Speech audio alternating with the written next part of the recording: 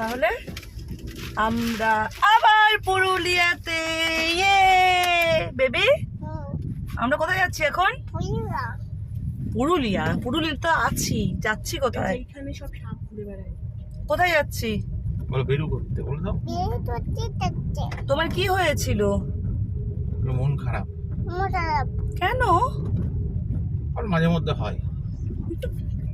তোমার কি জ্বর এসেছিল শুনলাম? কতটা? এতটা? এখন ঠিক আছে শরীর? কালকে কাকে বলেছিলি? এখন ঠিক আছে? আচ্ছা, ওষুধ খেয়েছো?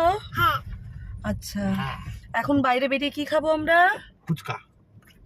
ফুচকা? আচ্ছা, আর আর আর কি খাবো? আর কিছু খাবো না? আইসক্রিম?